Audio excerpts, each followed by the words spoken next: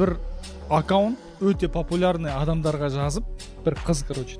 Ол өте ерте бастаған, типа 2015 жылғы фотолар бар екен. Короче, андай соска қыз таңдап алған, параллельно, бірақ ол, по-моему, Қырғызстандағы бір қыздың фотосын. Бір Қырғызстандағы қыз таңдап алады, короче, тоже 15-20 подписчик бар. Соны тура копировать етеді ғой, короче. И жаңағы популярный адамдарға жігіттерге жазады екен. Қалайсың андай мындай фото жіберші десе, қайда кетіп бара жатсың деген кезде, торговый домға киім алуға дейді, фото жіберші десе, торговый домдағы фото, анан, короче, каталог жетеді. Торговый домдағы фотосын алады да жібереді. Дубайға кетіп бара жатырмын демалуға дейді де, 6 сағаттан кейін Дубайдағы сторисқа видеосын салады. Прям тірі адам сияқты жүргізген ғой. Жоқ, ондай. Жоқ, анау кәдімгідей копировать ставить емес, анау сумом жүргізген, профессионально жүргізген ғой.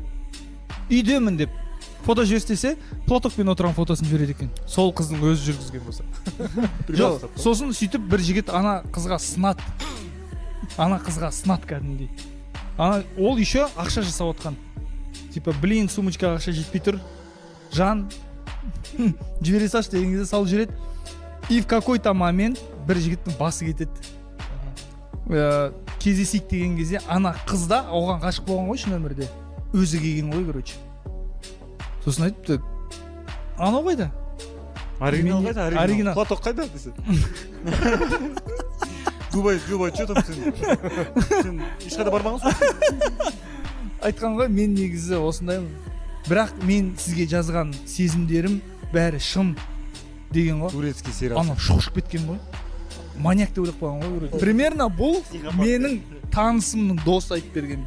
Бірге отырып, короче. Мен сосын ойладым, фейк дейтін қазіргі заманда, кстати, өте қауіпті.